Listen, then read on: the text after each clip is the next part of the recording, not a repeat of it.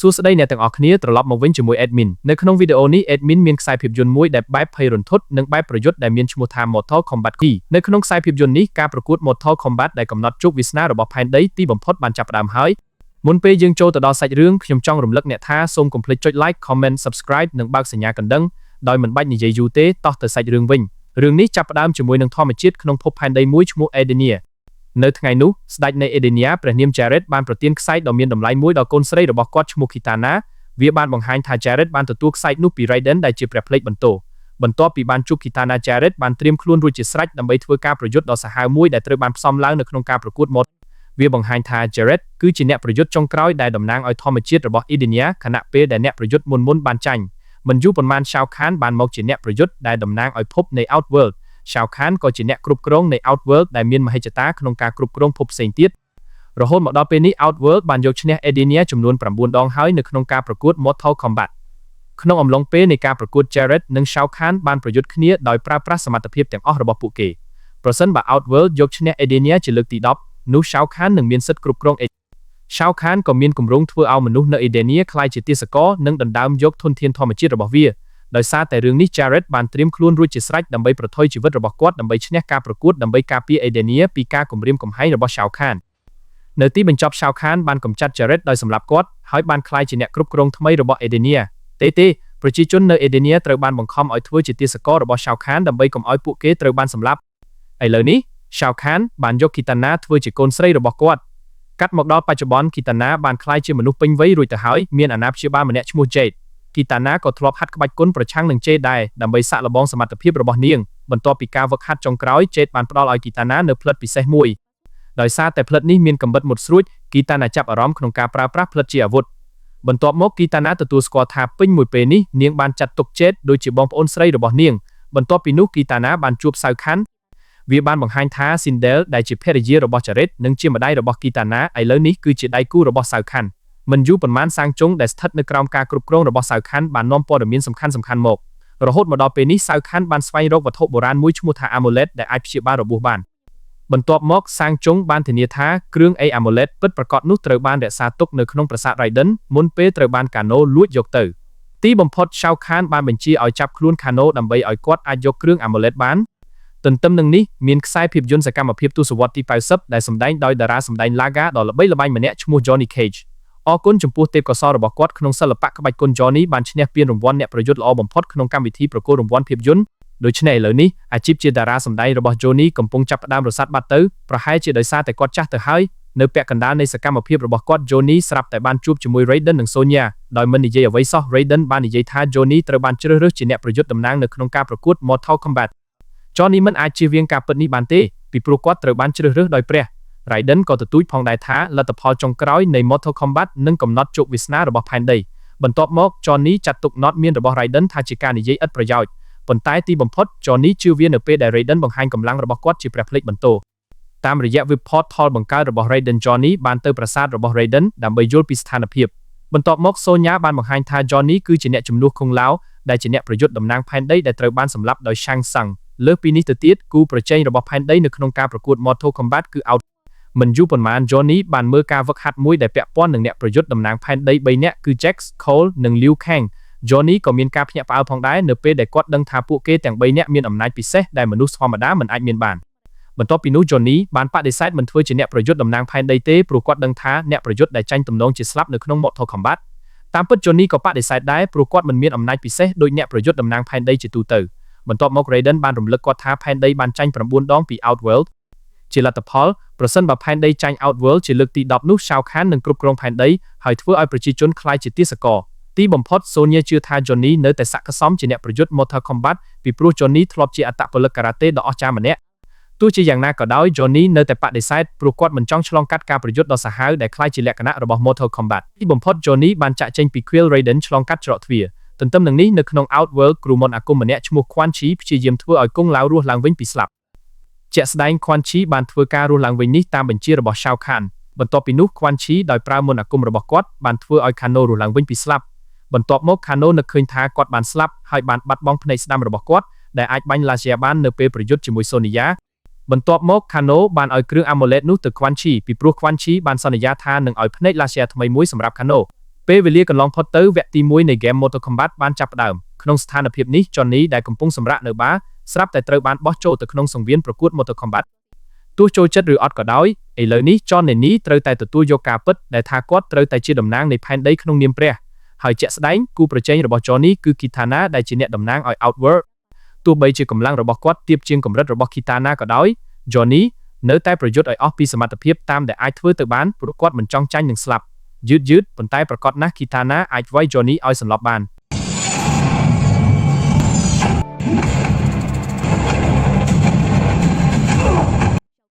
Shao Kahn ដែលបានមើលការប្រកួតនោះបានបញ្ជាឲ្យ Kitana សម្លាប់ Johnny ដើម្បីធានាជ័យជំនះ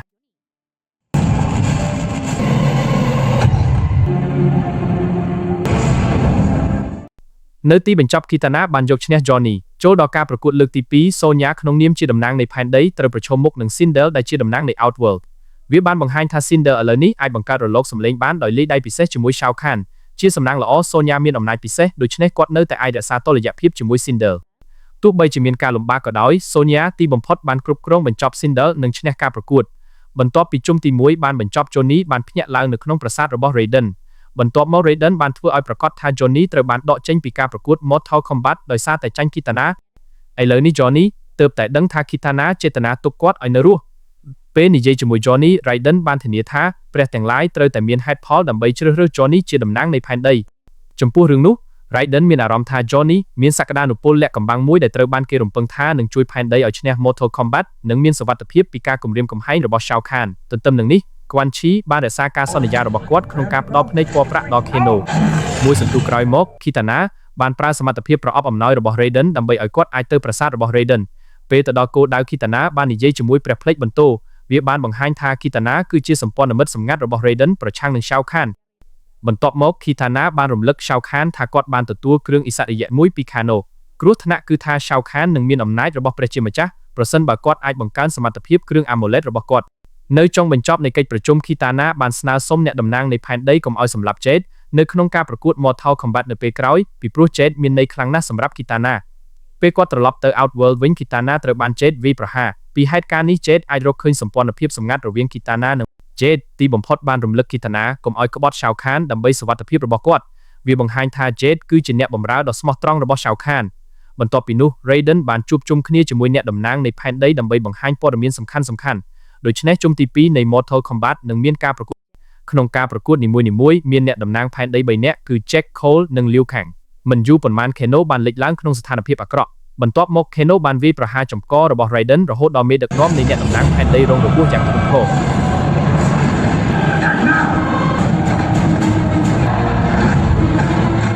បន្ទាប់ពី 2-3 វិនាទីសាំងជុងបានមកជាមួយ Amulet ខណៈពេលដែលមានចន្លោះប្រហោងសាំងជុងបានប្រើវត្ថុបុរាណដើម្បីស្រូបយកថាមពលភាគច្រើនរបស់ Raiden បន្ទាប់ពីបំពេញ Amulet ដោយថាមពលច្រើនរបស់ Raiden សាំងជុងបានរត់គេចខ្លួនហើយប្រគល់វត្ថុបុរាណនោះទៅឲ្យ Quan Chi បន្ទាប់មក Quan Chi បានដាក់ថាមពលរបស់គ្រឿងឥស្សរិយៈចូលទៅក្នុងខ្លួនរបស់ Shao Kahn ដូច្នេះឥឡូវនេះ Shao Kahn គឺជាមានជីវិតអមតៈពីព្រោះគាត់មានសមត្ថភាពបង្កើតឡើងវិញនិងមានអំណាចជាព្រះរបស់ Raiden ពេលវេលាបានកន្លងផុតទៅរហូតដល់ជុំទី2នៃ Mortal Kombat បានចាប់ផ្ដើមនៅក្នុងការប្រកួតលើកដំបូង Jax បានប្រឈមមុខនឹង Jade ដែលបានប្រយុទ្ធក្នុងនាម Outworld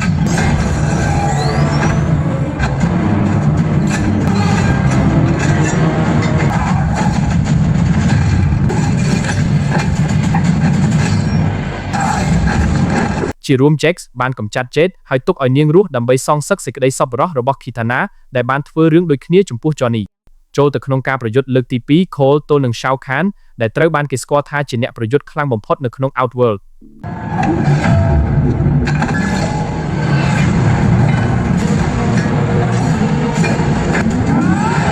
ដោយមានគ្រឿងសឹកនិងអាវុធជាកម្លាំងពិសេសរបស់គាត់ Cole បានគ្រប់គ្រងការវាយប្រហារដ៏សាហាវមួយដែលនឹងសម្លាប់ Shao Kahn ភ្លាមៗទោះជាយ៉ាងណាក៏ដោយរាងកាយរបស់ Shao Kahn អាចជាសះស្បើយភ្លាមៗដោយសារសមត្ថភាពបង្កើតឡើងវិញរបស់ Amulet បន្ទាប់មក Shao Kahn អាចផ្លាស់ប្ដូរស្ថានភាពរហូតដល់គាត់បានឈ្នះការប្រកួតដោយសម្លាប់ Cole បន្ទាប់ពីនោះ Liu Kang ក្នុងនាមជាតំណាងនៃផែនដីបានប្រឈមមុខនឹង Kano ក្នុងការប្រកួតលើកទី3វាបានបង្ហាញថាចាប់តាំងពីការរស់ឡើងវិញនៃសេចក្តីស្លាប់មកគង់ឡាវជឿថា Shao Kahn គឺជាអ្នកសង្គ្រោះសម្រាប់ប្រជាជននៅលើផែនដីជាលទ្ធផលគង់ឡាវបានក្លាយជាតំណាងនៃពិភពខាងក្រៅដើម្បីបំពេញបេសកកម្មរបស់ Shao Kahn ក្នុងការគ្រប់គ្រងផែនដី ក្នុងអំឡុងពេលនៃការប្រយុទ្ធគង់ឡាវបានប្រយុទ្ធដោយកម្លាំងពេញលេញដើម្បីឲ្យគាត់អាចបញ្ចប់លាវកាងនិងឈ្នះជ័យជំនះបន្ទាប់មកលាវកាងបានប្រយុទ្ធយ៉ាងស្វិតស្វាញដើម្បីកុំឲ្យគាត់ស្លាប់នៅក្នុងដៃរបស់គង់ឡាវ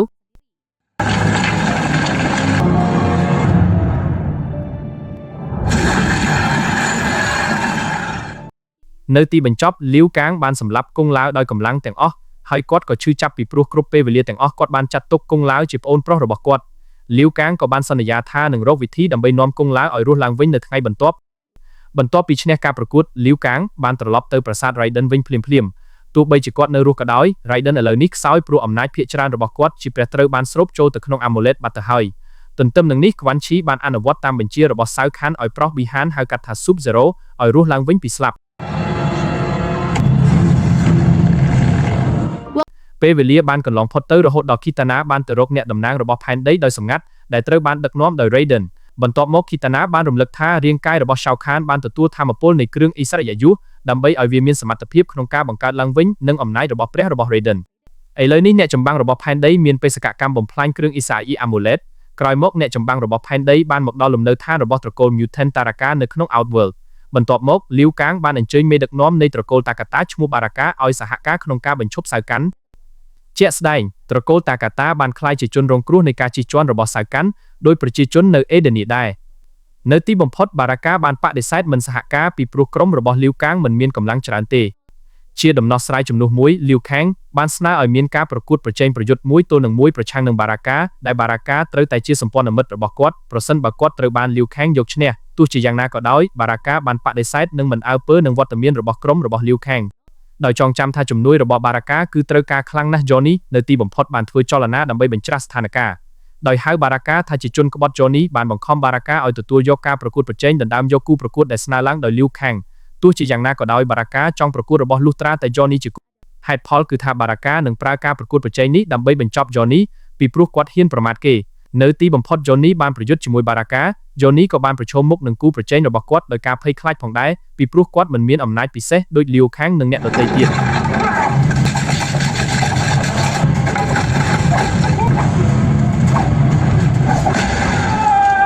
សូនយ៉ាបានសុំឲ្យ Johnny ក្លាយជាមនុស្សរឹងមាំដូចនៅក្នុងខ្សែភាពយន្តរបស់គាត់អរគុណចំពោះការរួមចំណែករបស់សូនយ៉ាដែលធ្វើឲ្យ Johnny អាចប្រយុទ្ធបានយ៉ាងក្លាហានហើយបន្តប្រើបច្ចេកទេសការ៉ាតេដែលគាត់ស្ទាត់ជំនាញ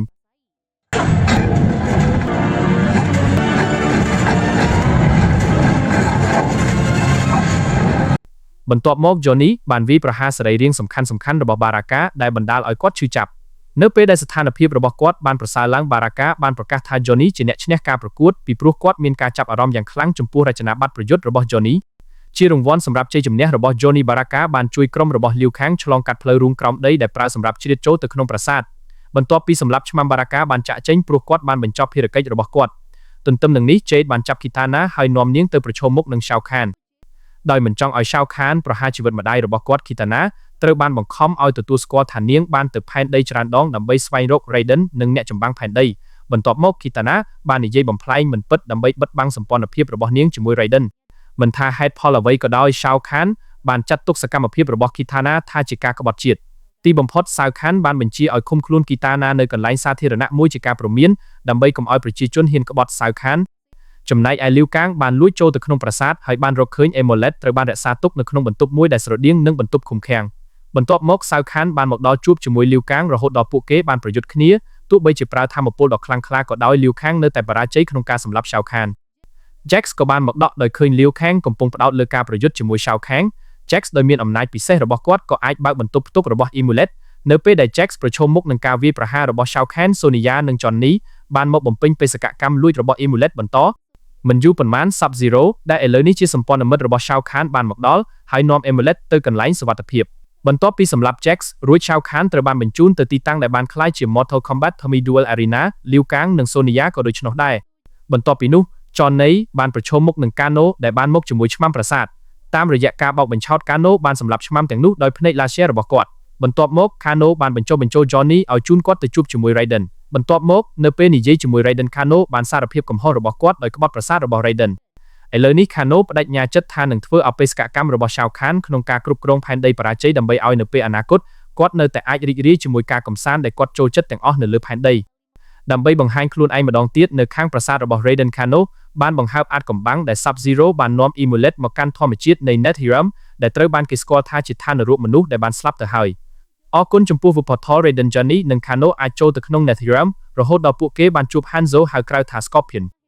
វាបានបង្ហាញថា Hanzo អាចផ្លាស់ប្ដូរការពិតនៃទីតាំងផ្ទះរបស់គាត់ទៅជាកន្លែងដ៏ស្រស់ស្អាតមួយពីព្រោះគាត់មានឆន្ទៈដ៏មុតមាំបន្ទាប់មក Kano បានប្រាប់ថា Sub-Zero នៅរស់ហើយនៅ Netherrealm នេះផងដែរនៅពេលនោះ Hanzo បានចងចាំពីការសងសឹករបស់គាត់លើ Sub-Zero ដែលបានសម្លាប់ប្រពន្ធនិងកូនប្រុស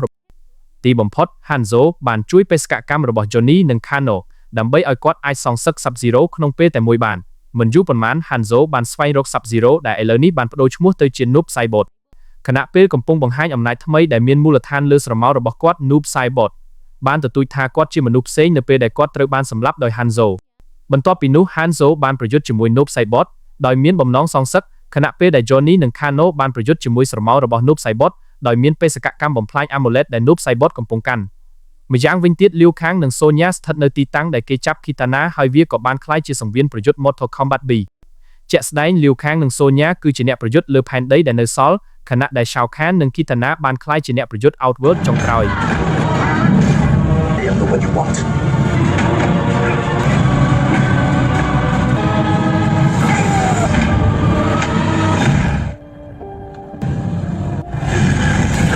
បន្ទាប់ពី Liu Kang ត្រូវបានសម្លាប់ដោយ Shao Kahn Sonya បានឆ្លៀតឱកាសនេះដោយប្រើអំណាចពិសេសរបស់នាងដើម្បីបំផ្លាញច្រវាក់ដាក់ Kitana មិនយូរប៉ុន្មាន Shao Kahn បានកម្ចាត់ Sonya ដោយមិនបានសម្លាប់នាងដោយសារតែភាពឃោរឃៅរបស់ Shao Kahn Kitana មានសេរីភាពហើយប្រកាសខ្លួនឯងថាជាអ្នកប្រយុទ្ធលើផែនដីពាក្យសច្ចារបស់ Kitana ត្រូវបានលុបចោលភ្លាមៗនៅឋានៈរបស់គាត់ជាអ្នកប្រយុទ្ធ Outworld ការប្រកួតដែលបានបញ្ចប់ត្រូវបានបន្ត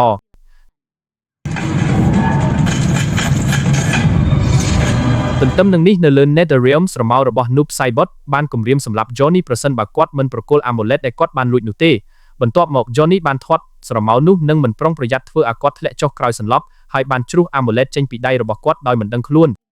បន្ទាប់ពីនោះ Hanzo បានប្រយុទ្ធប្រឆាំងនឹង Noob Saibot និងស្រមោលរបស់គាត់ក្នុងពេលតែមួយនៅទីបញ្ចប់ Hanzo បានសម្លាប់ស្រមោលរបស់ Noob Saibot មិនយូរប៉ុន្មាន Noob Saibot បានគ្រប់គ្រងដើម្បីយក Amulet មកវិញបន្ទាប់មក Jade បានមកដល់ទីតាំងនោះដើម្បីជួយដណ្ដើម Amulet មានថាមពលរបស់ Raiden ដោយភ្លាម Noob Saibot ត្រូវចាញ់នៅពេលដែលគាត់ប្រឈមមុខនឹងការវាយប្រហាររួមគ្នាពី Jade, Kano និង Hanzo នៅក្នុងស្ថានភាពនេះ Johnny អាចភ្ញាក់ពីដំណេកបានដោយសារសម្លេងខ្សឹបខ្សៀវពី Raiden ដោយចងចាំដំបូន្មានដ៏សំខាន់ពី Raiden ទីបំផុត Johnny បានរកឃើញអំណាចពិសេសរបស់គាត់វិញដោយការទាត់ដ៏អស្ចារ្យ Johnny បានយកឈ្នះ Noob Saibot ដោយជោគជ័យនិងបំផ្លាញ Amulet នៅពេលនោះ Raiden អាចងើបឡើងវិញនិងយកឈ្នះ Shang Tsung ដោយជោគជ័យដែលពីមុនបានព្យាយាមបញ្ចប់ Raiden ខណៈពេលដែលគាត់ខ្សោយ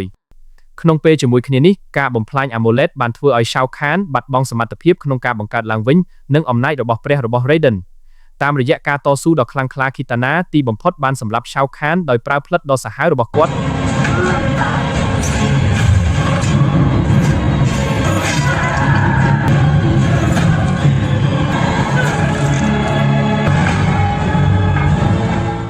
បន្ទាប់មក Kitana បានបញ្ជាឲ្យប្រជាជននៅ Edenia ឈប់ឱនក្បាលចំពោះ Shao Kahn ព្រោះអ្នកគ្រប់គ្រងដ៏ឃោរឃៅបានស្លាប់ទៅហើយឥឡូវនេះប្រជាជននៅ Edenia ក៏គាំទ្រ Kitana ឲ្យក្លាយជាមហាក្សត្រីថ្មីពីព្រោះនាងបានជួយសង្គ្រោះប្រជាជនរបស់នាងពីអំពើអាក្រក់របស់ Shao Kahn ពេលមកដល់ប្រាសាទ Kitana បានអភ័យទោសចំពោះការក្បត់របស់ Jade បន្ទាប់ពីដឹងថា Jade បានជួយបញ្ឈប់ Shao Kahn បន្ទាប់ពី Mortal Kombat ចប់ Johnny បានទៅលេងត្រកូលថ្នាក់ដឹកនាំ Baraka ដើម្បីប្រាប់ពីការតស៊ូរបស់គាត់ដើម្បីជួយសង្គ្រោះផែនដីមិនយូរប៉ុន្មាន Raiden និង Sonya បានមកដល់ទីតាំងនោះបន្ទាប់មក Kitana បានធានាថាផែនដីបានក្លាយជាអ្នកឈ្នះនៃការប្រកួត Mortal Kombat និងមានសុវត្ថិភាពពីការគំរាមកំហែងរបស់ Shao Kahn ម្យ៉ាងវិញទៀត Kano បានមកជាមួយ Quan Chi ជាអ្នកទោសរបស់គាត់ដោយមានសមត្ថភាពរបស់ Quan Chi ប្រាសាទរបស់ Raiden មានគម្រោងធ្វើឲ្យអ្នកប្រយុទ្ធ Mortal Kombat ដែលបានស្លាប់រួចហើយភាពយន្តនេះក៏ចប់ហើយប៉ុណ្ណឹងហើយបងប្អូនសាច់រឿងទាំងមូលនៃ Mortal Kombat 2 ដែលបានចេញផ្សាយក្នុងឆ្នាំ2026សូមអរគុណច្រើនសម្រាប់ការទស្សនារឿងនេះហើយជួបគ្នានៅរឿងបន្ទាប់លាហើយបងប្អូន